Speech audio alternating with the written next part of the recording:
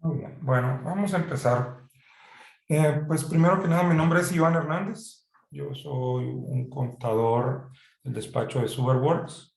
Nosotros tenemos 11 años trabajando con el gobierno y lo que vamos a hacer es hacer una capacitación pues básica por el perfil que vimos de las personas que se registraron. Vamos a empezar con una capacitación básica de qué es contabilidad, qué es la contabilidad gubernamental y básicamente vamos a trabajar hora y media por semana.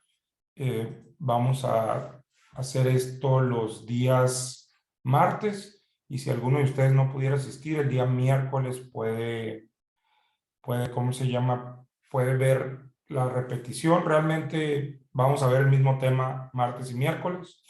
Lo que buscamos aquí, como dice, la primera sesión es pues establecer que todos hablemos de lo mismo y entender a qué nos referimos cuando todos hablamos de contabilidad, de CONAC, de principios contables, de si estamos hablando de un registro presupuestal o si estamos hablando de un registro contable.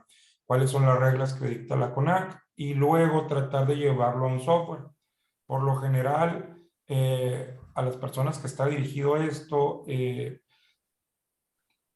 llevan un software que se llama SAC, lo desarrolló Indetec, y si ustedes llevan algún software diferente, básicamente quizás no sean las mismas pantallas, pero deben de realizar procedimientos muy similares. Hay otros tipos de software en el mercado o ya bien que lo hayan desarrollado de manera particular en su empresa o bueno, en su ente, porque esto está dirigido a gobierno, y o que hayan comprado algún otro, hay 3 o 4 en el mercado, ¿no? Entonces, la primera sesión es establecer más o menos la teoría de toda la ley. La segunda sesión es ya empezar a hablar de cómo está estructurada la contabilidad o cómo la ley estructuró la contabilidad. La tercera sesión ya es hablar básicamente del software y de los registros que deben de salir del software. La realidad es que se puede llevar a pie. La ley solicita que haya un sistema, pero pues la verdad es que es como ir al cine, ¿no? Vamos a suponer que ustedes van al cine y ustedes me dicen, oye, ¿sabes qué? No puedes entrar al cine porque no hay internet. Pues la realidad es que el objetivo es pagar tu boleto y entrar al cine, ver la película. No importa que después, cuando ya vuelva el internet, pues, el cajero hiciera todos los registros de todos los tickets que vendió, pues no sería ningún problema siempre y cuando sí quede registrado esto. Las últimas 2 sesiones vamos a hablar de cómo trabajan los módulos en SAC. Como les comento, si ustedes utilizan algún otro software, deben de ser muy similares, ya que la ley solicita que, pues, que haya un registro de ingresos, uno de egresos, cómo se registran las compras y cómo la tesorería hace los pagos. Y por último, en la última sesión vamos a hablar de los reportes, que es básicamente la cuenta pública y hablar un poquito de por qué se presenta y cómo se presenta la cuenta pública.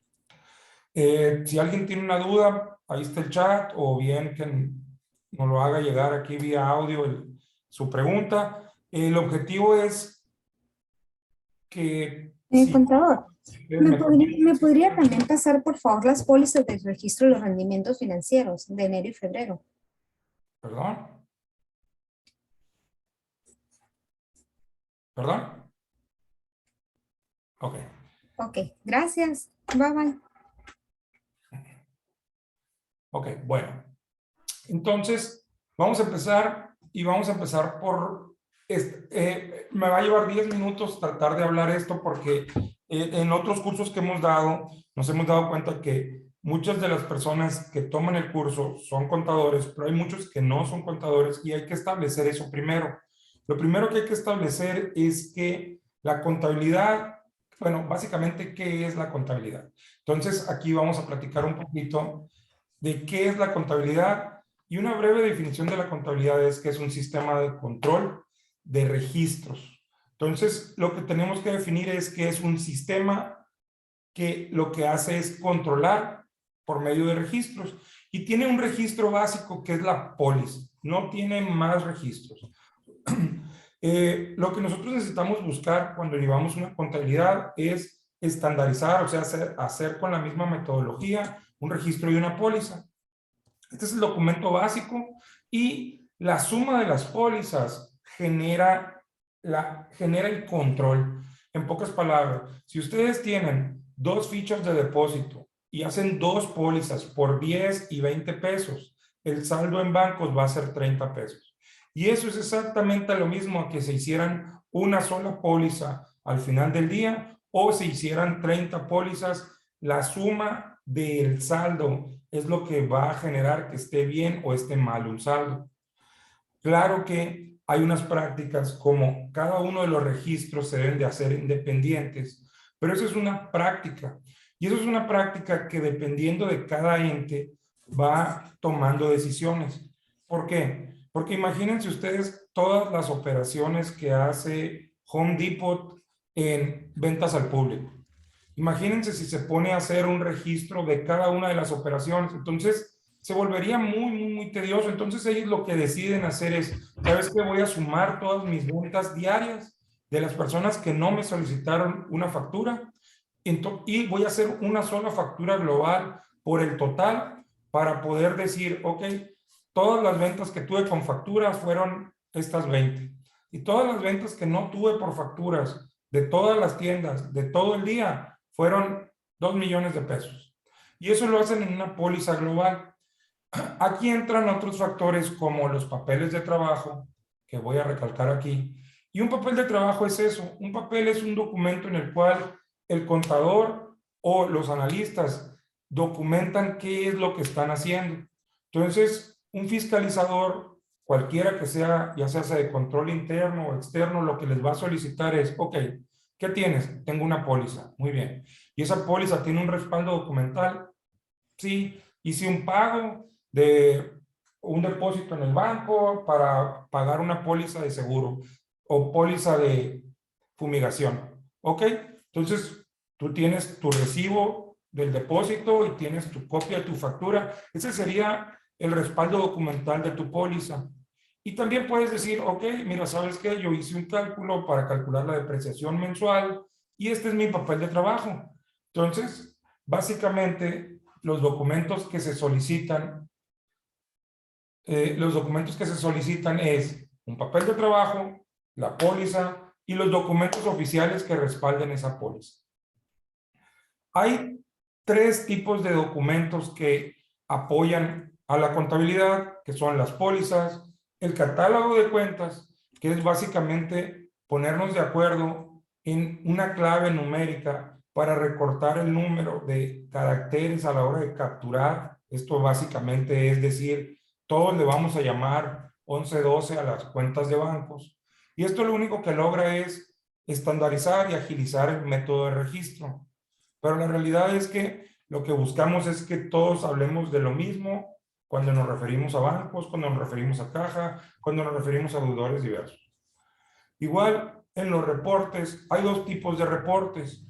Los reportes que son acumulados en el tiempo y los reportes que son anuales o en un plazo de tiempo. Los reportes que son acumulados son como los balances. Un balance suma todos los resultados de todos los ejercicios anteriores. ¿Sí? Ok. Y... ¿No tiene audio? Pues no, aquí está. Ok. Y esto funciona de la siguiente manera. Si cada año un ente compra un edificio, lo que va pasando es que en el primer balance del primer año aparece un edificio, en el segundo año aparecen el edificio anterior y en el tercer año aparecen 3 edificios. A diferencia de un estado de resultados en el cual hay un plazo de tiempo y esto lo que pasa es que únicamente van a aparecer los edificios o gastos que se hayan hecho en este año, en ese periodo de tiempo. Esa es la diferencia y ahorita vamos a tratar de explicar qué cuentas se utilizan para eso. Pero básicamente, ¿qué es la contabilidad? Un sistema de control que lleva registros. ¿Cuál es nuestro documento inicial? La póliza. La póliza tiene un respaldo que es la documentación, y en algunos casos, papeles de trabajo, que es cómo llegué a, o cómo puedo respaldar mi póliza, cómo llegué a ese cálculo, qué fue lo que hice para llegar ahí, ¿no? Como les comento, hay dos tipos de reportes: los que suman a través del tiempo y registran, y es una fotografía desde el inicio hasta el final, y otros diferentes que son únicamente del ejercicio o del periodo que estemos hablando. Entonces, si yo quisiera saber cuáles fueron los gastos de los últimos 3 meses, genero un reporte de los últimos 3 meses únicamente, y si yo quisiera saber cuáles son los gastos de los últimos 2 años, lo que va a pasar es que tendría que ir y consultar diferentes reportes, porque al final del año se hace un cierre en el cual se netean ingresos con egresos y no tendría yo un reporte como tal, pero es posible calcularlo y en su momento lo veremos. Muy bien. No sé si hay alguna duda para las personas que no son contadores hasta ahorita donde vamos. ¿Qué es lo que entendemos por contabilidad? Entendemos que hay una suma de pólizas, hay diferentes reportes y hay un catálogo de cuentas. Y aquí es donde yo creo que es el primer paso que debemos de explicar, porque hay una diferencia entre la contabilidad de gobierno y la contabilidad que se lleva en las empresas. Por lo general, los contadores llevamos clases en cualquier institución que nos dio clases para contabilidades de la IP. En algunos casos, en muy pocos casos, se lleva una contabilidad gubernamental, y ahorita vamos a tratar de perfilar qué es lo que hizo, qué ajustes hicieron la CONAC o en este caso los legisladores para migrar a generar una contabilidad gubernamental. El primer trazo lo podemos ver en el catálogo de cuentas. El catálogo de cuentas en el gobierno lo que hace es subdivide, siguiendo la lógica de la contabilidad, subdivide sus cuentas de 1000, todas las cuentas que comiencen con 1000 se refieren al activo. Las cuentas que comienzan con 1000, que se refieren al activo, y comienzan después con 100, se refieren al activo circulante. Y con activo circulante nos estamos refiriendo a bancos, cajas, deudores diversos. Después, las cuentas que comienzan con 1000, en el grupo de los 200, se refieren a los activos fijos, y con los activos fijos nos referimos a edificios, inventarios, bienes muebles e inmuebles. Y en las cuentas que comienzan con 300, o sea, 1300, nos referimos a los diferidos. Para las personas que no son contadores, voy a tratar de explicar esto. Las cuentas están organizadas en orden de qué tan fácil es hacer líquido o qué tan fácil es hacer efectivo un bien. ¿Qué es más fácil de hacer efectivo? ¿Un edificio o un cheque? Lógicamente yo, si tengo un edificio y así saliera a venderlo, si yo tuviera una casa que cuesta $1,000,000 y saliera a venderla, ponerla en el mercado a 50,000 pesos, me la arrebatarían. Mucha gente estaría dispuesta a comprarla. El problema está en que yo recibiría mis 50,000 pesos, pues como en 4 o 5 días, de aquí a que vamos al notario, de aquí a que el comprador va al registro público de la propiedad, checa que yo no tenga ningún adeudo, vamos a la notaría, se hacen las transferencias, se hacen los pagos de impuestos de venta. Pues realmente mis 50,000 pesos yo no los tendría como en 3, 4 o 5 días. Esa sería la realidad. Y por más que alguien me diga, no, yo te los doy ahorita, la verdad es que primero desconfiarían de mí y no me dieran los 50,000 pesos. En cambio, si yo tengo un cheque, si yo tuviera un cheque, pues lo que tendría que esperar es a que el banco estuviera abierto, ir a tratar de cambiar el cheque, y sería mucho más rápido, ¿no? Tratar de recuperar mi dinero si yo tuviera un cheque de un cliente. Entonces, por consecuencia, primero van los documentos del banco, porque es más fácil hacerlos líquidos. Después vienen los activos fijos, porque aun cuando es un activo de la empresa o del ente público, pues es más complicado venderlos. Y por último vienen los diferidos. Los diferidos son, si tú compras una póliza de seguro y la pagas por adelantado, si tú compras una póliza de fumigación y hablas a control de plagas y te dicen, oye, mira, ¿sabes qué? Nosotros tenemos una póliza, tú pagas 12 pesos por el año y te vamos a fumigar cada mes. La realidad es que tú registras en los diferidos el importe de los 12 pesos que pagaste, pero necesitas esperar a que pase el tiempo para ir disfrutando de esos 12 pesos. ¿Cómo? De la siguiente manera, pues llega enero y lo que pasa es que tú devengas la parte o usas la parte de que te fumiguen en enero, te tienes que esperar hasta febrero para que vuelvan a fumigar, te esperas hasta marzo, hasta abril y vas registrando en tu contabilidad que recibiste el beneficio o vas registrando el gasto que se va dando de ese gasto que está diferido a través de un plazo de tiempo. Con esta misma lógica se registran los pasivos.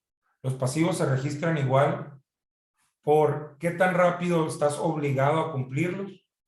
Entonces, igual hay unos pasivos a corto plazo, unos pasivos a largo plazo y unos diferidos. Por ejemplo, nosotros le ayudamos a la universidad estatal y la universidad le cobra la inscripción a los alumnos. Entonces, ¿qué es lo que pasa? Que un alumno paga un semestre completo de su inscripción y sus mensualidades.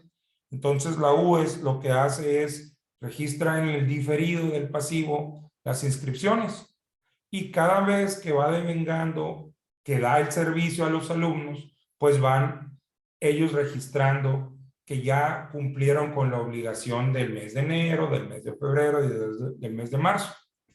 Entonces, los activos, que son los bienes, como los pasivos, se dividen y se organizan en qué tan rápido son en el activo, que yo puedo recuperar mi efectivo, y en el pasivo, que la obligación debe ser cumplida. Para el capital, aquí lo que vamos a hacer es tratar de explicarlo con este balance que está acá. No sé si lo alcancen a ver. Lo que pasa es que en mi balance funciona de la siguiente manera. Todo lo que yo tengo, una de dos, o lo debo o es patrimonio mío. Si ustedes quieren imaginarse su casa particular, ustedes tienen un celular, un carro y pues comida en el refrigerador. Entonces, si ustedes me dicen, mira, la comida del refrigerador fueron 100 pesos, mi celular me costó 1000 y mi carro costó 10,000 pesos. Muy bien. Entonces, una de dos. O su carro lo compraron y forma parte del patrimonio, o se lo deben a la agencia. No, pues sabes que mi carro yo lo compré, estaría aquí mi carro, y lo que va a pasar es que pues formaría parte del patrimonio. Si ustedes me dicen, oye, sabes que yo fui a Coppel y compré un celular o lo compré en Telcel y se lo debo, pues lo que pasaría es que ustedes tendrían aquí en activo fijo un celular y la realidad es que se lo deberían a sus proveedores, ya sea de corto o largo plazo.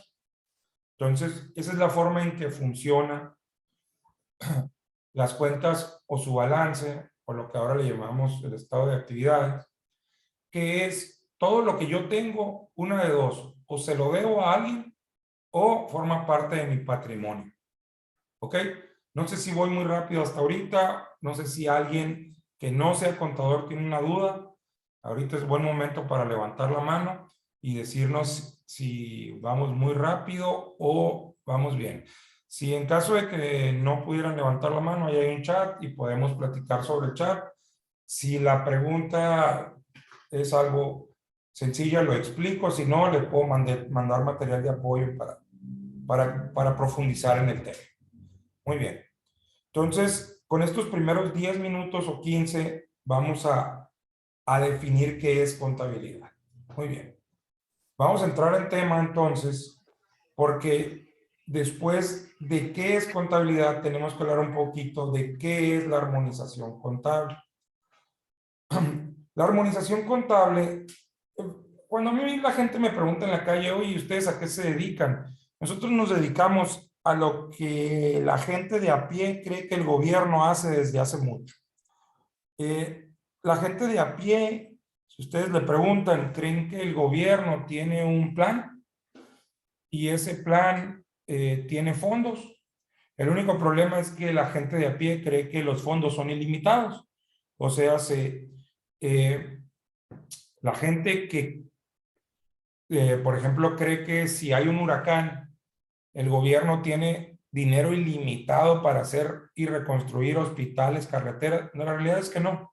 La realidad es que no hay un dinero ilimitado. Lo que hay es un presupuesto anual que hace la federación, la cual se queda con unos recursos y le hace llegar al Estado, y luego el Estado se queda con unos recursos y le hace llegar a los municipios, y luego los municipios se organizan y le hacen llegar a las paramunicipales.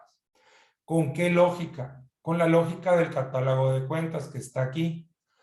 Una vez que se hace el presupuesto, hay un presupuesto de ingresos y una ley de egresos.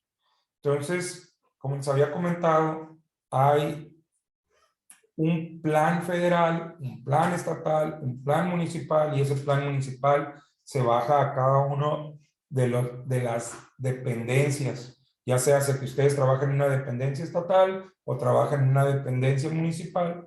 Lo que va a pasar es que ustedes tienen un presupuesto de ingresos, el cual se constituye de dos cosas. Se constituye de las aportaciones que reciban vía transferencia, aportación, derechos, o bien de lo que ustedes cobren. Ya se hace porque son un municipio y cobran los permisos para una reunión, cobran el predial, cobran multas. Entonces, cualquiera de todas esas registros de ingreso van a formar parte de su presupuesto de ingresos.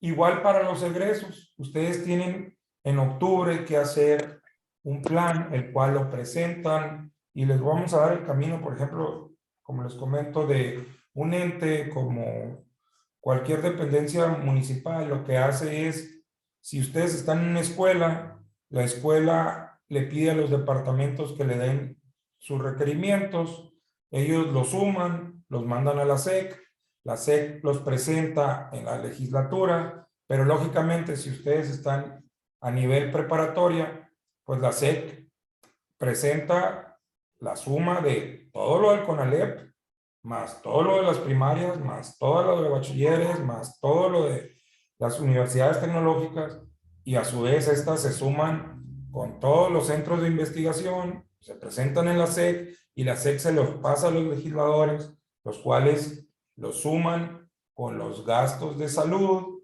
con los gastos de seguridad pública y lo presentan como un proyecto general. Entonces, aquí es donde entra el catálogo de cuentas y donde entra el CONAC. El CONAC es un órgano coordinador para la armonización contable. Eso es el CONAC. Buscamos que se armonice la contabilidad. ¿Qué quiere decir esto? Ustedes imagínense, imagínense que quieren darle valor al país, quieren saber cuánto dinero tiene el país, y con el país me refiero al Estado, al administrador, en bancos. Entonces ustedes tienen un ente como Pemex, el cual tiene un flujo de efectivo muy importante, pero también tiene muchísimas operaciones y es difícil establecer cuánto tiene en bancos. Y luego lo llevamos contra un municipio muy chiquitito, como cualquier municipio de Oaxaca o del mismo Sonora, donde hay municipios muy, muy chicos, y intentamos sumar las cuentas de bancos para poder establecer como país cuánto dinero tenemos. Esta armonización la trajo la globalización. Cuando antes nosotros pedíamos dinero a cualquier órgano internacional, lo que decíamos es, pues tenemos tanto petróleo, ¿no? Tenemos tanto petróleo que respalda nuestras operaciones, pero a medida de que se ha ido globalizando la información, pues nos dicen, espérame, necesito que me llenes una solicitud y con esa solicitud necesito que estandarices a qué le llamas tú dinero en bancos. Imagínense un municipio como el de Tijuana o como el de Nogales, en el cual cuando cobran el predial, pues deben de tener una cuenta de bancos en dólares, una en pesos. Y deben tener municipios como Tijuana, como Nuevo Laredo, muchísimas cuentas. Pero luego nos vamos a municipios muy chiquitos como Agua Prieta, donde pues con 4 o 5 cuentas es suficiente. Entonces el objetivo del CONAC es decir, ok, nos vamos a poner de acuerdo y vamos a usar un solo catálogo de cuentas. Y todas las cuentas de banco van a estar concentradas en la cuenta 1000, que comience con 1, 2. ¿Por qué? Porque me refiero al activo, del activo circulante, es donde pertenece el grupo de bancos, y le vamos a dar el número 12 a las cuentas de bancos. Entonces, de esa manera, si alguien me dice, yo tengo en la cuenta 1112, que se refiere a bancos, 10 millones de pesos en el municipio de Río Muerto, entiendo que nos estamos refiriendo a exactamente lo mismo si hablamos a Pemex y nos dicen que en la 1112 de su cuenta de cheques de Banamex, de operaciones internacionales, tienen 60 millones. Lo que se busca es que todos los entes le llamen de la misma manera al mismo rubro. Entonces, eso es lo que se busca con el catálogo de cuentas. Y eso, ¿quién lo dicta? Lo dicta la CONAC. ¿Qué es la CONAC? Es un órgano que se integra, así como lo vemos aquí. Es un órgano que se juntan 4 veces al año. En este momento, el director es el secretario de Hacienda y hay un subsecretario, hay un encargado de despacho, hay representación por parte de los gobiernos, que en este momento los gobernadores de Tamaulipas, Nayarit, San Luis y Tabasco tienen una mesa en ese consejo. Hay representantes municipales también, ahorita hay 2, que son Aguascalientes y el municipio de Mexicali. Y están los órganos fiscalizadores de cada uno de los estados. En pocas palabras, el ISAF tiene un escritorio ahí y ellos tienen voz, más no voto, en qué es lo que hace la CONAC con cada uno de los reportes. Muy bien, ¿hasta aquí vamos bien? ¿Sí? Bueno, ok. Si no hay alguna duda, vamos a seguir. Entonces, la CONAC es el órgano coordinador que le dice a los legisladores, mira, voy a proponer que se haga esta modificación a la ley. Voy a proponer que se haga este reporte, voy a proponer. Entonces, este órgano que se integra así es quien se encarga de hacer las propuestas que luego los legisladores analizan y lo publican como ley. Ahora vamos a ver un poquito de la Ley General de Contabilidad. El objetivo de la ley es muy claro. Es establecer la emisión de informes financieros. Ese es el objetivo de la ley. ¿Qué es esto? La ley lo que busca es que todos los reportes lleven información que ha sido analizada y generada bajo el mismo principio y criterio, no importando la dependencia donde se hizo, y eso viene en el artículo 1. La ley es de carácter obligatorio para todos los poderes, a todos los niveles que trabajen en el gobierno de México. Hace muchos años yo me acerqué a una dependencia y me dijo, no, ¿sabes qué? No aplica aquí. Nosotros somos para municipales. No importa. No importa, la ley es muy clara y es, si ustedes trabajan en el Poder Ejecutivo, se tienen que apegar a esta ley y la forma de registro. Si trabajan en el Poder Legislativo, en el Judicial, si trabajan a nivel municipal, estatal o federal, es la misma ley para todos. Hay leyes complementarias a esta ley, o bien no es que sean complementarias, sino se apoyan. No todo, esta ley es muy cortita, son 81 artículos. La verdad es que la ley se apoya en otras leyes en los casos que no se ven contemplados en esta ley, como la ley de presupuesto y la ley de responsabilidad hacendaria. También esta ley da pie a muchos de los reportes o muchas de las obligaciones de la ley de transparencia. Entonces, también las leyes estatales se apoyan en los principios de la Ley General de Contabilidad o bien utilizan los reportes y registros que salen de la ley. Muy bien. ¿Qué integra el sistema de contabilidad? esto es bien importante porque el ISAF es lo que revisa. El sistema de contabilidad gubernamental está formado por un conjunto de registros. Esto es muy importante. Procedimientos.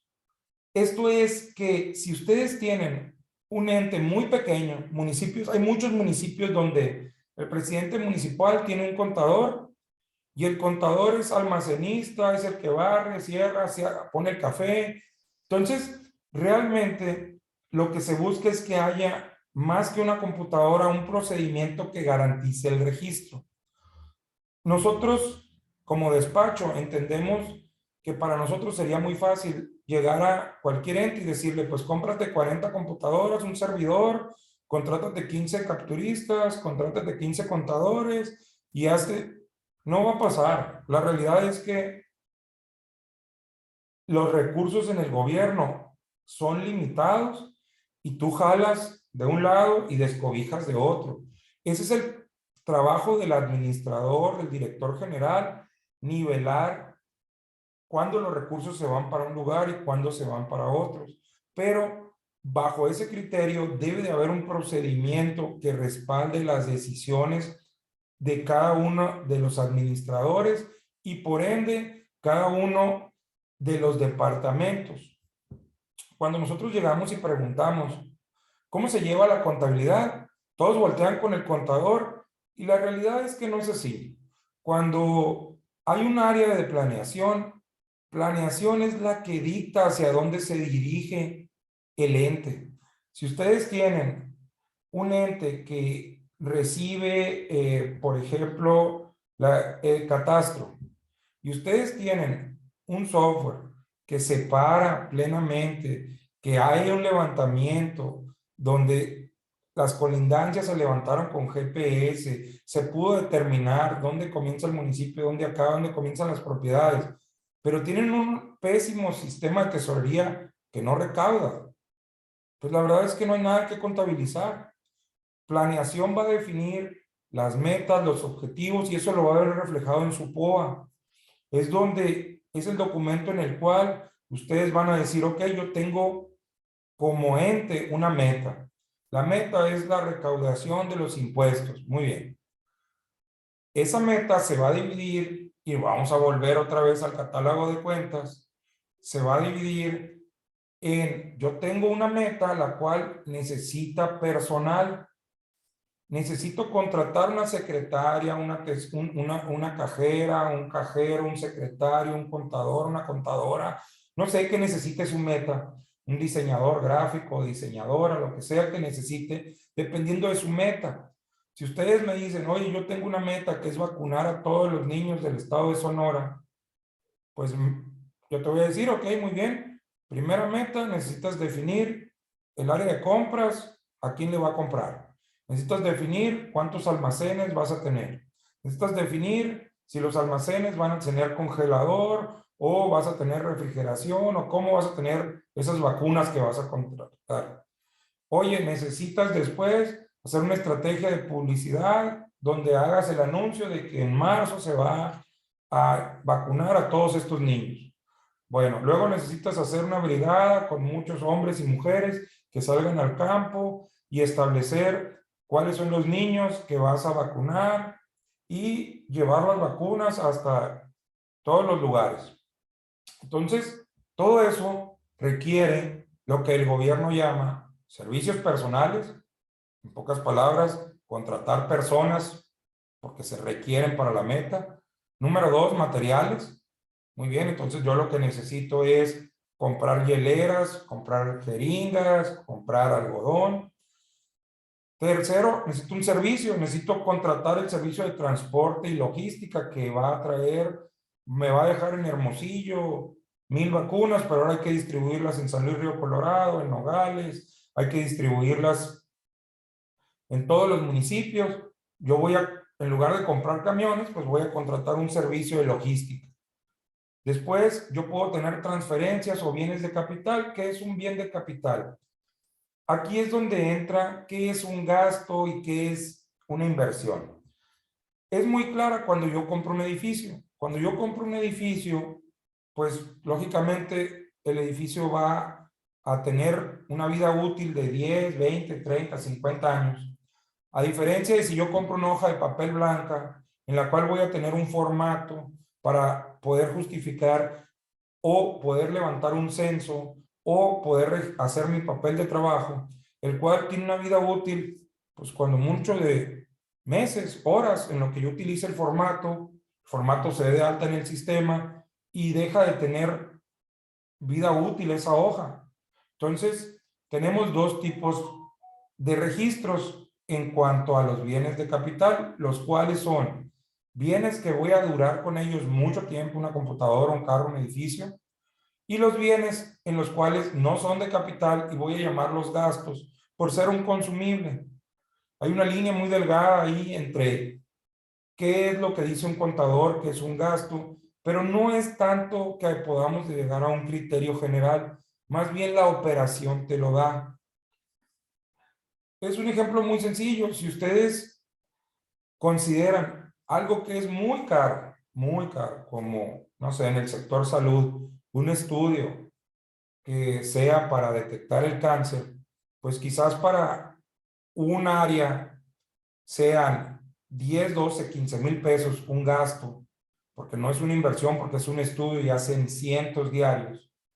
Pero en una escuela primaria, comprar una computadora de 3, 4, 5 mil pesos, sí es un gasto de inversión o una compra de bienes de capital. ¿Por qué? Porque aun cuando no más cueste 2, 3, 4 mil pesos, no están comprando una computadora para utilizarla 20 minutos, está utilizando una computadora para que se utilice en el aula 5 o 6 años. Entonces, o 4 cuando menos. Entonces, no es que haya una regla para un importe, más bien es el giro de la dependencia junto con sus procedimientos, junto con su conjunto de registros, junto con los criterios, le va a dar el perfil de si es o no un bien de patrimonio o no. Aún así, la ley contempla, y vamos a ver, que los bienes muebles se deben de registrar, pero hay algunas excepciones. Por ejemplo, los bienes inmuebles como los edificios, en los cuales se presta un servicio público, que no sean los rentados, lógicamente.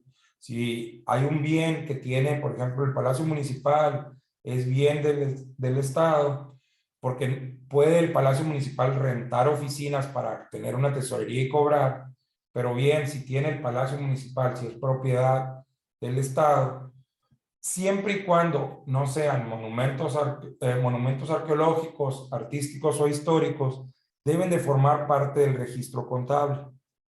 ¿A qué me refiero con esto? Me refiero a que pues hay municipios donde Siqueiros puso una obra de arte ahí. Entonces, hay municipios donde pues, hay una pirámide cerca. Ahí se lleva otra ley para hacer ese registro. Y igual es obligación registrar todo el mobiliario y el equipo. Aquí lo que pasa es que muchos de los municipios chicos tienen, por ejemplo, que llega el presidente municipal, el nuevo tesorero, y se encuentra en un escritorio que le regalaron al presidente municipal anterior, pero no encuentran una póliza, no encuentran un cheque. ¿Por qué? Porque fue un obsequio, una donación, y ya se hace que fue un muy buen trabajo de un carpintero local, o bien fue que se perdió la documentación. Es necesaria, la ley contempla que debe de haber un registro para los bienes muebles e inmuebles. Y hay un procedimiento para hacer la valoración en caso de que no hubiera la factura necesaria. Otra cosa que contempla la Ley General de Contabilidad Gubernamental es necesario que haya una cuenta específica para cada activo, ya sea que haya un proyecto o no. Y por último, las obras en proceso se requieren ser registradas. ¿Por qué hacemos hincapié en estos rubros que nosotros les estamos mencionando? Le hacemos hincapié porque las actividades que se veían, las prácticas que se veían anteriormente, eran exactamente estas las que omitían. Primero, que no había los municipios, por ejemplo, hacen 6, 8, 10 obras públicas. ¿Cómo qué? Como ampliación de parques, como drenaje público, como mejora en calles. Antes no se llevaba un registro de yo abrir en una cuenta 6,000 una obra, ponerla en proceso, registrar los avances y al final recibir la obra, sacarla de obras en proceso y llevarla al patrimonio. Entonces la ley contempla estos puntos y nosotros hacemos hincapié porque queremos llegar al registro de estos puntos. No sé si hay una duda hasta el momento. Voy muy rápido, voy muy lento. ¿Todo bien? Ok. Bueno. Voy a tratar este tema y vamos a tomar un breve break de 5 o 10 minutos, de 5 minutos, para tomar la segunda etapa y vamos a tratar de llenar un cuestionario para que ustedes, no es un cuestionario que yo evalúe, la verdad es que el chiste es que ustedes puedan ver si hay cierta información del material que ustedes van a poder utilizar de cultura general en sus trabajos. La ley contempla que las operaciones deben de cumplir con las mejores prácticas nacionales e internacionales.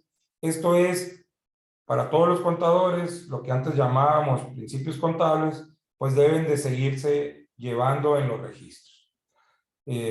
Veracidad, que sea transparente, que se calculen en forma y tiempo. Muy bien. Los gastos se deben de registrar con la fecha de su realización. ¿Qué es lo que la ley prevé con este rubro?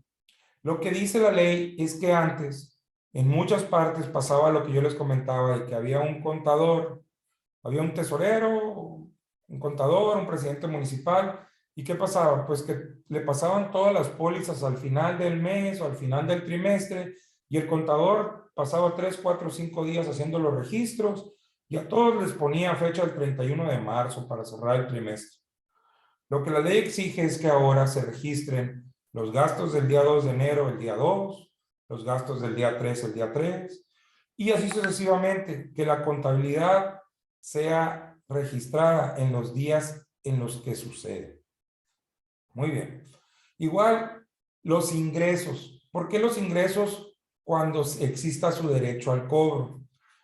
Aquí hay una pequeña injerencia que se cambió en los últimos años, porque antes lo que pasó, cuando se inició esta ley en el 2008, lo que pasaba es que muchos entes decían, ok, yo tengo en mi presupuesto que el Estado me va a hacer una transferencia en enero de 1,000 pesos, en febrero de 1,000 pesos, en marzo de 1,000 pesos. Así que en mi cuenta pública yo voy a presentar que el gobierno estatal me debe 3,000 pesos. Pero luego el gobierno decía, a ver, espérame. Para que haya sucedido esto, debió haber sucedido esto otro. Tú no tienes derecho al cobro porque no ha pasado el tiempo o porque no presentaron la documentación correspondiente o por cualquiera que haya sido el escenario.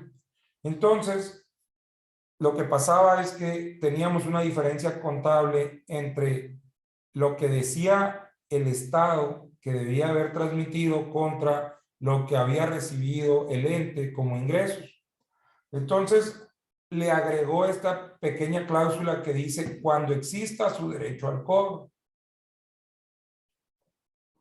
Entonces, eso hace que los ingresos se registren hasta que tengas derecho al cobro y no únicamente presupuestales.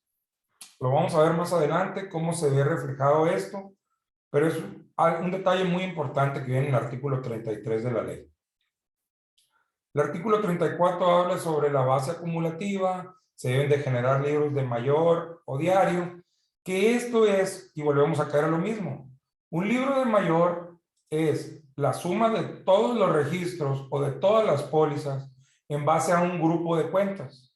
Igual, la ley contempla que se debe hacer un libro diario y otra vez, son todas las pólizas que se hayan registrado en una fecha. Entonces, si ustedes quieren cumplir con la ley y tener un libro diario, lo que deben de hacer es agrupar todas las pólizas de un día. Si ustedes quieren cumplir con la ley y tener un libro mayor, lo que deben de hacer es agrupar todas las operaciones por número de cuenta. Entonces, de esa manera van a tener un libro diario, un libro mayor, como lo establece el artículo 35. Así como registros de auxiliares, que lo establece el artículo 36. ¿Qué es un auxiliar? Muy bien, cuando se realiza una operación, por ejemplo, si ustedes hacen un registro de un gasto, no se registra el gasto contra bancos, se registra un egreso, como lo dice el catálogo de cuentas aquí, porque yo compré un material y hay dos cuentas puentes, las cuales las contempla la ley, y lo que te dice es, vas a generar un auxiliar haciendo al proveedor como registrarlo como un pasivo y luego cancelando el pasivo con la operación de bancos hacia el proveedor, de tal suerte que todas las operaciones que sean de crédito o no a través de un proveedor, va a quedar un registro con el proveedor y también un registro de un deudor diverso para que sean los auxiliares de compras y de pagos y no únicamente las operaciones de bancos. Entonces, aquí lo que se busca es que la ley lo que dice es, se van a generar registros auxiliares en una sola póliza, se va a registrar el deudor diverso, el gasto, el pago y el proveedor, más momentos presupuestales que en la siguiente reunión vamos a ver. Entonces, todo eso está contemplado en el artículo 36 de la ley, que debe de haber auxiliares, en el artículo 35, que debe de haber un procedimiento de inventarios, un registro de diario, un registro de mayor, y que la base es acumulativa, como lo dice el artículo 34. Entonces, todo lo que está establecido en el artículo 18, que es conjunto de registros, con procedimientos, con criterios, empiezan a definirlos en los demás artículos como los documentos que en la contabilidad se llevan en lo general, como libros de mayor, libro de diario, procedimiento de almacén, inventarios. No sé si hay alguna duda hasta aquí.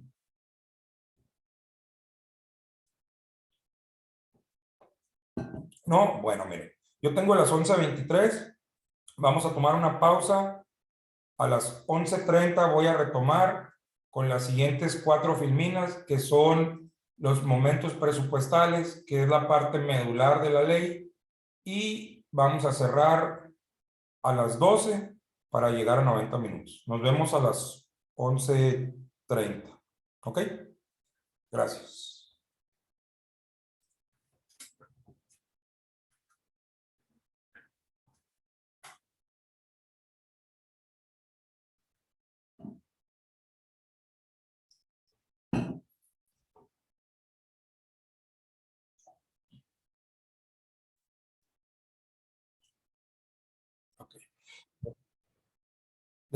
Lo que buscamos es explicar, pues, cómo está hecho el consejo, cómo está integrado el consejo, el secretario de Hacienda es quien lo preside, hay diferentes personas que apoyan en este consejo, incluyendo gobernadores, que en este caso, ahorita el de Tamaulipas, Nayarit, San Luis y Tabasco están como parte que constituyen ahorita este órgano, hay también representación municipal y, por lógicamente, del ISAF de cada uno de los estados.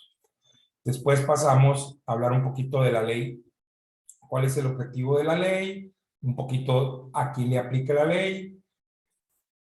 Esta es la parte, yo creo que medular del sistema. La ley lo que busca es esto, busca un conjunto de registros, procedimientos y criterios para generar informes de los principios técnicos de cómo se presenta la información.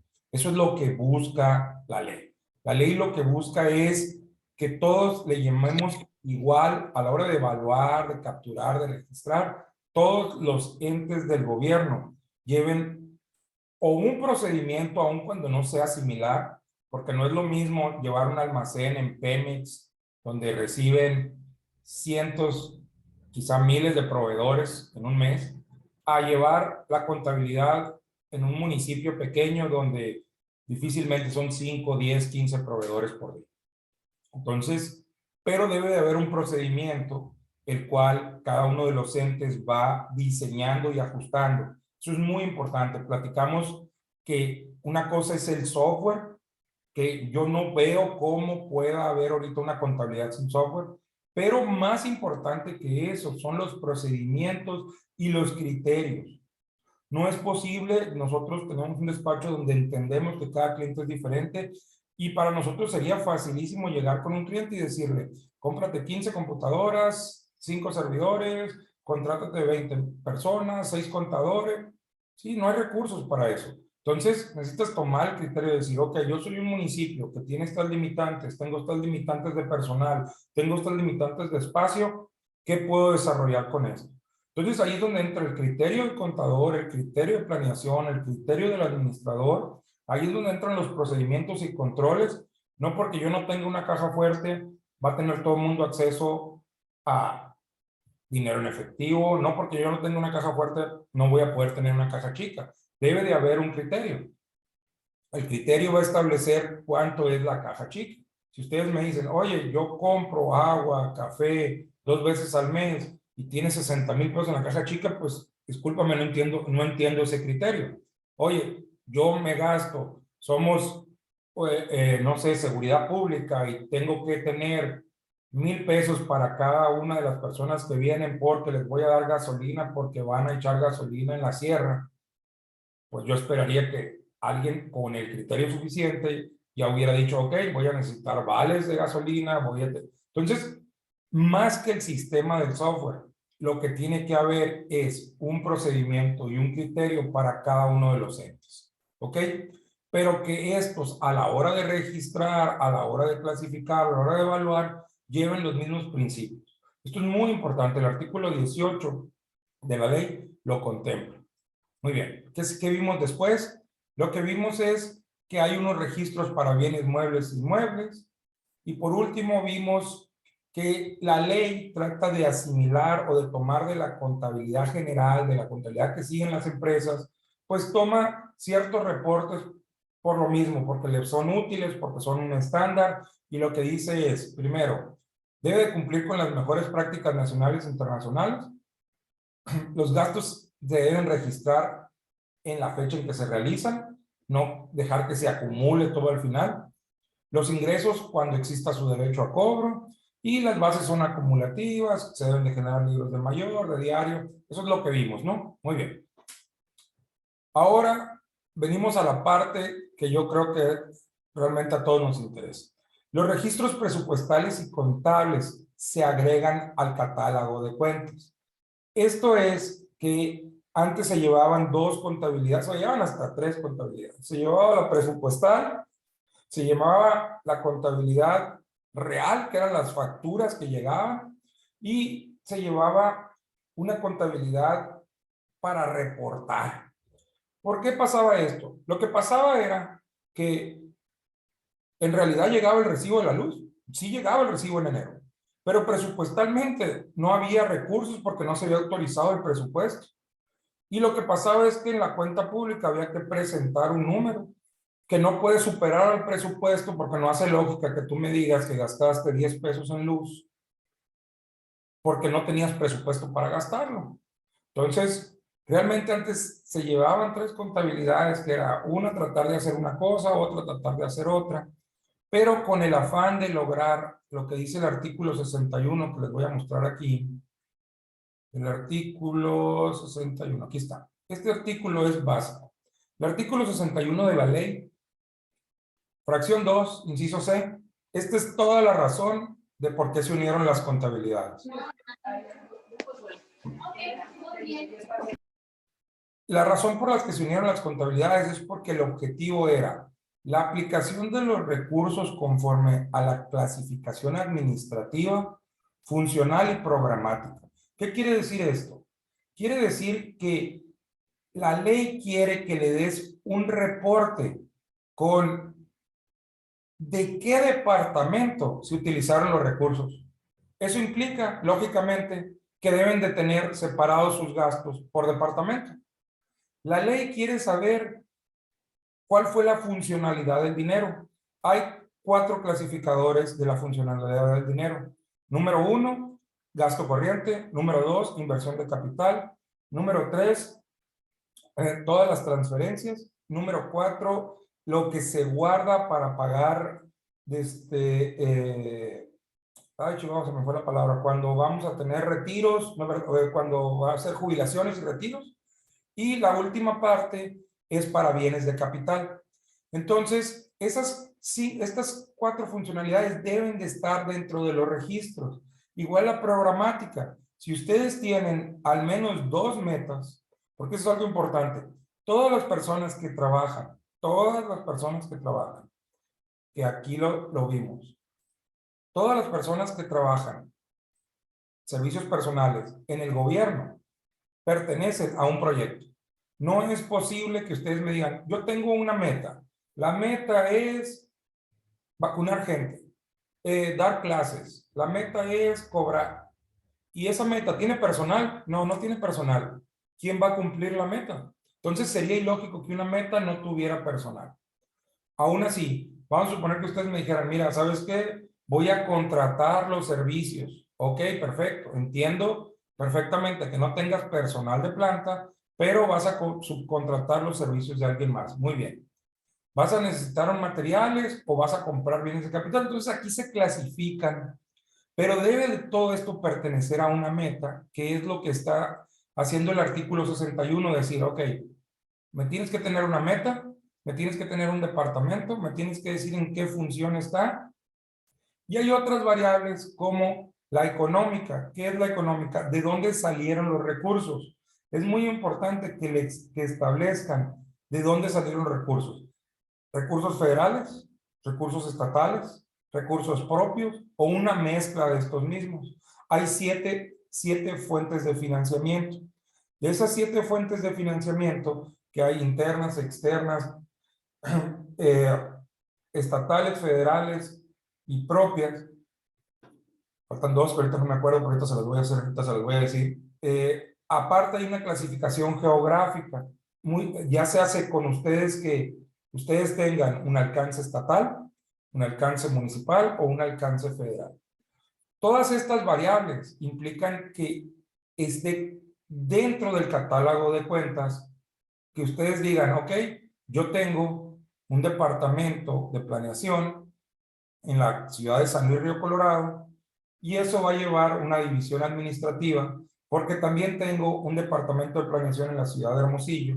O bien son un municipio muy pequeño y únicamente tienen un solo departamento, pues perfecto, lo tienen que separar en este departamento y nombrarlo. Igual para la funcionalidad, pueden tener gasto corriente en San Luis y en Hermosillo o únicamente en Hermosillo, pero tener gasto corriente e inversiones de capital, igual si tienen metas tanto para una unidad como para la otra. Entonces la matriz se empieza a profundizar o a hacer de mayor vectoraje cuando tienes 2 metas y 2 departamentos, implica 4 presupuestos. Uno para la meta 1 del departamento 1, otro para la meta 2 del departamento 2, otro para la meta 2 del departamento 1. Entonces, así sucesivamente. Y a medida que ustedes vayan agregando factores, la matriz se va complicando. ¿Qué más dice el artículo? En el proceso de integración de la información financiera para elaborar los presupuestos, deberán incorporar los resultados que deriven de los procesos de implementación y operación del presupuesto basado en resultados y en el sistema de evaluación de desempeño. Es muy importante porque volvemos a lo mismo. No se trata únicamente del registro contable. La ley contempla esto, los resultados y el sistema de evaluación de desempeño. ¿Por qué? Porque el artículo 18 habla de los procedimientos y criterios. Los procedimientos y criterios se ven reflejados aquí, en la implementación de procesos, en la operación del presupuesto, en el sistema de evaluación de desempeño, en el establecimiento de los términos del artículo 134 de la Constitución. Entonces, otra vez, la ley lo que hace es apoyarse de otras leyes, como lo vimos, tanto la de transparencia, presupuesto o la ley de la federación, y agrega los momentos presupuestales, que es de lo que vamos a hablar en los siguientes 15 minutos. Muy bien. Tenemos para el ingreso 4 momentos que la ley definió. Definió el ingreso como estimado a lo que se le llama el presupuesto. Cuando un ente dice, ok, yo soy un ente que no busco una rentabilidad, no busco una utilidad en la IP, pero en el gobierno se llama ahorro o desahorro. Entonces lo que hacen es que igualan su presupuesto de ingresos con el de egresos. Entonces, si este ente no va a tener ingresos propios, no va a generar ingresos propios, va a depender únicamente de las aportaciones estatales, lo que va a pasar es que su presupuesto estimado va a ser idéntico a su presupuesto de egresos. Entonces ellos estiman que van a ingresar 120 pesos, 10 pesos mensuales. Y eso va registrado en su estimado. Muy bien. Me voy a brincar aquí rapidísimo al devengado y al recaudado. Y ahorita volvemos al modificado. Muy bien. ¿Qué es lo que pasa aquí? En el devengado es lo que yo ya tengo derecho al cobro. Acuérdense lo que platicamos aquí.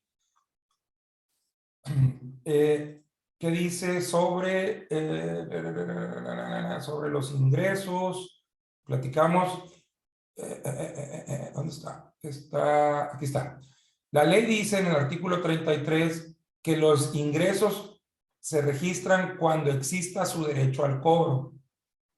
Entonces, cuando yo ya tengo mi presupuesto registrado y tengo derecho a cobrarlo, pasa al devengado y luego al recaudado. Yo ya tengo derecho al cobro y este es el mejor ejemplo. Si ustedes están en su casa y les llega la boleta de pago de predial el día 29 de marzo y les dice, ustedes tienen que pagar el predial a más tardar el 31 de marzo. ¿Están ustedes tarde con el pago? La verdad es que no, tienen derecho a cobrarlo, perdón, tienen derecho a pagarlo hasta el día 31. Entonces no habría ningún problema que ustedes recibieran su invitación a pagar el día 29. ¿Tiene derecho el municipio a registrar el devengado de ese adeudo? La realidad es que no, porque su derecho al cobro va a ser efectivo a partir del 1 de abril, cuando ya venció el primer trimestre del predial.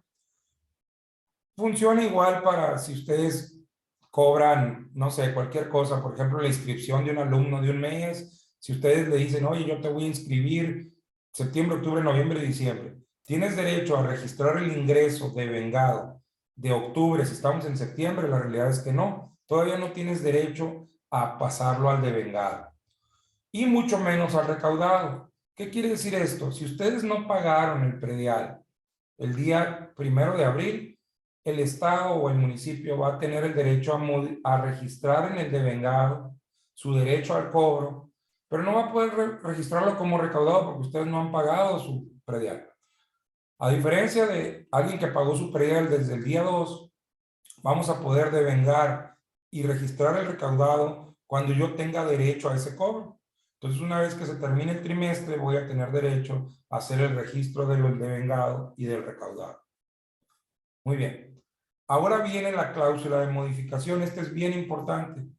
El modificado es todos los cambios que surjan del estimado, ya sea hacia arriba o hacia abajo, para una meta o proyecto, para un área u otra. ¿Qué quiere decir esto? Nosotros lo que queremos registrar, o la ley lo que hizo con el modificado, es el mecanismo que le permite decir, yo tengo un plan para el sector salud de 1,200 millones de pesos para el 2021. ¿Qué pasó? Tuvimos una pandemia. Se redirigieron los recursos, no en marzo. En marzo surgió la pandemia, todos creíamos que en abril íbamos a estar de regreso. Llegó septiembre y los hospitales saturados. Entonces tuvo que haber una modificación al presupuesto de 1,200 millones con 600 más, con un peso más, lo que ustedes quieran. O bien se le recortó, como acaba de pasar en el sector educativo, había un estimado de 12,000 millones para las escuelas de de extensión, cuál es la escuela permanente, esta donde les daban alimentos a los alumnos, hubo un recorte. Si no estaba publicado ese presupuesto, entró como modificación y esa modificación disminuyó el presupuesto, disminuyó tu derecho al devengado y al recaudado. En la siguiente reunión le vamos a nombrar, vamos a ver el catálogo de cuentas para cada una de estas cuentas, pero lo importante es que entiendan que hay un estimado, que es mi presupuesto, hay una herramienta para subir o bajar el presupuesto de una meta, de un departamento, de un objetivo a través del tiempo. Hay un derecho a los recursos una vez que se haya devengado el tiempo. Y por último hay una cantidad devengada. Esta cantidad siempre va a ser igual o mayor que esta. No sé si me doy a entender. El estimado más el modificado te debe de dar el devengado. ¿Por qué? Tú no puedes tener el derecho a cobro de 20 pesos si todo lo tenías en un presupuesto 10 y no hubo modificaciones. Si tú tenías derecho a un estimado de 10, ese era tu presupuesto, más 5 de modificaciones a 15, no hace sentido que haya un registro de 20 en devengado. Entonces el devengado nunca va a ser mayor, va a ser menor o igual al estimado. Igual, el recaudado nunca va a ser mayor que el devengado. No hace sentido que tú me digas, recaudé 100 pesos cuando solo tengo derecho al cobro de 80. Entonces, el estimado más el modificado, arriba o abajo, siempre va a ser mayor o igual que el devengado. El devengado siempre va a ser menor o igual que el estimado. El devengado siempre va a ser mayor que el recaudado o iguales. Y en el mejor de los escenarios, pues el estimado, el devengado y el recaudado serán iguales. Ahora vamos a pasar con el egreso. En el egreso hay un presupuesto aprobado. Entonces ustedes presentan sus requerimientos y hay un presupuesto el cual se aprobó. Las herramientas de modificación pues son las mismas. Puede ser hacia arriba o hacia abajo y les dicen, muy bien, para la meta 1, porque hay metas aquí programáticamente, para la meta 1 del departamento 1, nosotros les vamos a dar 100 pesos. 100 pesos para el rubro de, y aquí vienen los rubros, de servicios de personal, 1 peso para materiales, y esto viene en cada uno de los programas. Cada uno de los programas establece las reglas, pero ustedes solicitan un presupuesto. Ese presupuesto sufre modificaciones a través del tiempo. Si no hubiese ninguna modificación, lo que pasa es que se compromete el presupuesto. Muy bien. ¿Qué es el comprometido del presupuesto? Pues lo más fácil. Llega el presidente municipal y lo que dice es, necesito un escritorio porque no hay escritorio. Necesito un foco. Entonces, lo primero que hace el departamento de compras es licitar y pues gana, no sé, la Nissan gana venderle patrullas, un escritorio, cualquiera que sea el requerimiento de la dependencia. Entonces, en lo que se elabora la licitación, se genera un contrato con el ganador de la licitación. Las licitaciones dependen otra vez del procedimiento de compras, de los criterios. Si ustedes tienen un requerimiento de menos de 100,000 pesos, pueden hacer invitaciones a 3. Si ustedes tienen más de 100,000 pesos, dependiendo de su dependencia, dependiendo de sus criterios, sus políticas y procedimientos, va a haber diferencias en su procedimiento de adquisición, pero al final van a tener una orden de compra o bien un contrato. Entonces, ese contrato es un compromiso. Necesitamos hacer el registro del comprometido. No ha salido un peso de la dependencia, pero hay un compromiso. La Nissan ya tiene tu contrato diciendo que pues requieren 20 patrullas y la Nissan va y las arma ya en Aguascalientes, Durango, donde esté la armadora. Entonces, lo primero que hacemos es, ¿tenemos dinero presupuestado para comprar patrullas? Sí. Hagamos un proceso de licitación y al contrato lo vamos a registrar como comprometido. Después viene el proveedor y lo que me dice es, aquí está la primera patrulla de 10. Entonces, ¿qué es lo que pasa? Que nosotros estamos en la obligación de pagar y reconocer que debemos una patrulla. Muy bien. Nosotros evaluamos la patrulla y no cumple con los requerimientos la patrulla. Pues va para atrás con el proveedor y le doy para atrás del devengado al comprometido. O no, mira, ¿sabes qué? Sí cumple con los requerimientos del contrato, ya lo revisó el almacenista, el encargado, no sé. Y lo vamos a pasar al ejercido, vamos a reconocer ese adeudo. Entonces, tengo un aprobado, que es mi presupuesto, un comprometido cuando hago el compromiso con mis proveedores, tengo una recepción de los materiales y tengo un registro donde reconozco que debo. Y por último, pago. Muy bien. No sé si hay alguna duda. No, ok, no. Muy bien. ¿Qué quiere decir esto? Que yo tengo 100 pesos para patrullas, puedo hacer un contrato por 80 pesos con un proveedor, puedo recibir 20 pesos de una patrulla, de dos patrullas, perdón, puedo devolver una y reconocer otra, y de esos 10 pesos que debo, todavía el pagado pueden ser un abono de 3 pesos porque no hay dinero. Entonces, lo que puede pasar es que planeación diga que van a comprar 10 patrullas, el departamento de compras diga que ya encontró un proveedor de 8, pero no de las 10 porque las otras 2 son tanques o no sé, son lo que ustedes quieran, motocicletas, no sé. Que el proveedor tenga su catálogo o su plan de entrega, el cual va a ser una mensual, que cumpla o no cumpla con lo que se requiere, con lo que dice el contrato. Y por último, que el tesorero tenga dinero. Entonces, ¿qué pasa? Que el tesorero nomás tiene un peso. Le habla al proveedor y le dice, ¿quieres que te abone el peso o no? Pues el proveedor le va a decir, por supuesto, abóname. Abóname de perdida de los 20 pesos que ya te entregué, de los 10 que me reconociste. Abóname que sea un peso. Entonces, otra vez, volvemos a lo mismo. El aprobado puede ser mayor o igual que el comprometido, pero el comprometido no puede ser mayor. Tú no puedes tener 100 pesos autorizados más 5 de modificación, 105. Tú no puedes comprometer 120. No puedes tener un comprometido mayor que tu aprobado. Igual, tú no puedes recibir 200 pesos de patrullas si tu compromiso con el contrato nomás eran 80. Puedes recibir hasta 80 o puedes recibir 40 o 10, pero no puedes recibir 90, no hace sentido eso.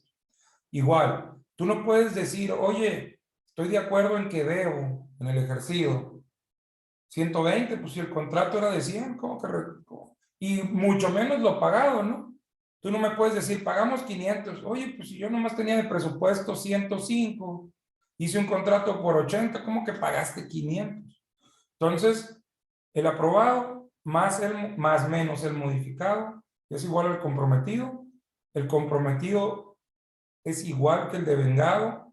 El devengado puede ser igual que el ejercido y el pagado. Únicamente nunca puede ser mayor estos que los anteriores. ¿Alguna duda hasta ahorita? Esta es la base medular de los gastos presupuestales. Si fui muy rápido, por favor. Aquí hay 4 momentos contables. Aquí hay 6 momentos contables y esta es la parte medular. Muy bien. Los procesos administrativos que cumplen con las transacciones generales, contables o presupuestales deben de quedar registrados y se debe seguir su clasificador presupuestal según el artículo 41 y 40. Mándeme. No, ok, hay una pregunta. Me preguntan que si existe algún plazo para realizar modificaciones al presupuesto. Vamos a aclarar este punto. Una vez que se presenta el presupuesto, yo les voy a decir lo que pasa realmente. Ustedes hacen una presentación al presupuesto un año antes. Con un año antes me refiero a que en octubre, noviembre y diciembre se presentan ante el Poder Legislativo. Se publican en el Diario Oficial del Estado los presupuestos el 31 de diciembre, el 29 de diciembre, por ahí se publican y ya se cuentan con los recursos el 1 de enero. Pero quien tiene los recursos, por ejemplo, es, en el caso de las universidades, se dice, educación tiene 1,000 millones de pesos. Ahora falta que la SEC los baje a los diferentes niveles. Entonces luego se hace un filtro de la SEC y les dice, ok, espérame tantito. Ahora, de los 1,000 millones que me dieron, va una parte para primarias, una parte para secundarias, una parte para nivel superior, y luego esa se subdivide. Entonces, la verdad es que la cascada de lo que se publicó de manera general se va bajando a los niveles inferiores. Pero una vez que ya está publicada, y en el caso, por ejemplo, de ustedes, si lo que tienen es un comité, una mesa directiva, se aprueba el presupuesto que se les entregó, esto se convierte en el estimado. De ahí en adelante, todas las modificaciones, y no hay fecha para las modificaciones, entran como modificaciones. ¿Qué quiere decir esto? Quiere decir que si se publica el día 15 de febrero el estimado, ese es el único que queda como estimado. Entonces, el primer estimado que depende de cada dependencia, depende en el área en la que ustedes estén. Hay presupuestos que se vienen autorizando hasta marzo y hay presupuestos que se autorizan el 15 de enero. Depende de dónde trabajas. La realidad es que se publican todos el 30 de diciembre, ¿no? Es cuando se publica el presupuesto del año siguiente. Muy bien. Una vez que se publica en cualquiera que sea el ente, ya queda como tu estimado. Ahora vienen las modificaciones. Las modificaciones son cuando el secretario de Hacienda les habla y les dice, ¿te acuerdas de los 1,000 pesos que te iba a dar? Pues ya no te los voy a dar. Las modificaciones son cuando ustedes hablan al CONACYT, por decir algo, si están en el sector educación, y consiguen, en septiembre el CONACYT abre nuevos proyectos. Por ejemplo, hay un proyecto de investigación y le vamos a dar 1,000 pesos a las universidades. Ustedes aplican y reciben ese apoyo. Entonces, eso no puede entrar como estimado porque ustedes ni sabían que existía. Entonces, se va a registrar como modificado esa ampliación de ese proyecto. No sé si fui claro o me di a entender. A ver, tengo otra pregunta. ¿Cuál es la diferencia entre ejercido y devengado? Muy bien. El ejercido y el devengado en el gasto es cuando yo recibo un bien, yo tengo que registrarlo como devengado. Pero si ustedes trabajan en una dependencia como Pemex, no tienen a la persona técnica recibiendo todos los días. Si ustedes trabajan en un municipio chiquitito, donde el que recibe es el que abre, pone café, bueno, pues él recibe las escobas y las da por buena la factura. Pero si ustedes trabajan en una dependencia grande, donde el almacenista dice, yo ya recibí los bienes, no es lo mismo que llegue el área técnica y diga, no, espérame, yo pedí escobas con mango rojo, pero el mango que trajeron parece rojo, no es. Entonces, cuando reconoces el adeudo, es cuando pasa el ejercido. Estos dos momentos, casi en todas las dependencias de gobierno es el mismo, porque el almacenista da por buena la recepción y pasan estos dos momentos contables. Pero la realidad es que si ustedes compraran un electroimán para separar los protones en el área de salud para una base de un microscopio, les juro por mi madre que el almacenista no tiene ni idea. Entonces el almacenista lo que va a decir es, ya llegó el microscopio. Ahora que vengan los doctores y que digan que sí cumple o no cumple con lo que se iba a pasar y lo registramos como ejercido. ¿Qué monto, otra pregunta, qué monto o porcentaje puede ser modificado? No. El monto de la modificación no importa. No hay un límite para eso. Las modificaciones es la herramienta que la ley registra, permite para el registro de las modificaciones. La ley lo que contempla es que se registre. Ahora, debe de haber un principio o criterio que permita las modificaciones. Aquí estás preguntando al revés. Aquí lo que tú me estás diciendo es, oye, ¿cuánto dinero tengo derecho a modificar? No lo sé. Depende de tu dependencia y de tu cabecera de dependencia, cuánto te modifiquen. Lo que la ley contempla es lo que sea que te modifiquen, así te desaparezcan, así te dupliquen el presupuesto, te lo tripliquen. Este es el mecanismo para registrar lo que pasó. No es el candado para decir si puedes o no ser modificado. No, no, no, no. Al contrario. Porque sabemos que va a haber modificaciones. Este es el procedimiento para registrar.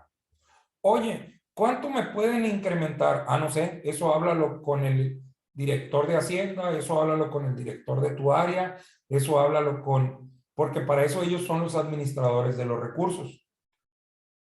Entonces, no es que la ley te diga, no, tu presupuesto solo puede crecer el 40%. No, no, no, no, no, no.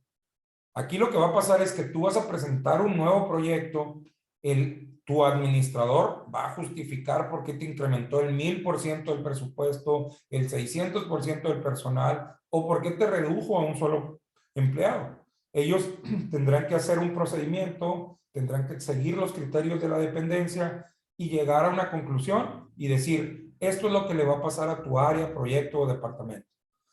Como te comento, hace 2 años hubo una pandemia y muy probablemente el sector salud se vio modificado su presupuesto en muchas áreas que no. Recortaron áreas de limpieza y le pasaron dinero a hospitalización. Entonces, ¿cuánto creció? Quizás el 100%, no lo sé.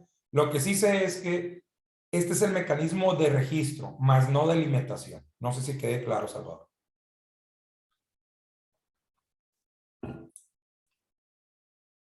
Bueno, tenemos 2 o 3 filminas más que ver. Lo vamos a dejar para la siguiente reunión.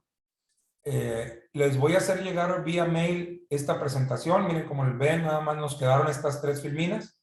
Les voy a hacer llegar estas filminas para que ustedes tengan una copia. En dado caso de que ustedes quisieran imprimir o hacer preguntas del material, tienen nuestros correos y los esperamos el próximo martes. Les agradeceríamos mucho sus comentarios. Si se tomaran un minuto en mandarnos un correo, si voy muy rápido, si voy muy lento, si estoy siendo demasiado repetitivo, si pudiera haber un área de mejora, cualquier cosa, se los vamos a agradecer. Nos vemos la próxima semana y si alguien quiere ingresar nueva gente, les pedimos que se registren en la misma liga. Mañana tenemos una sesión, vamos a tomar el mismo material, es para la gente que no lo pudo tomar hoy. Inviten a quien quieran que crea que pueda tener necesidad de entender esto. No necesariamente tienen que ser de contabilidad.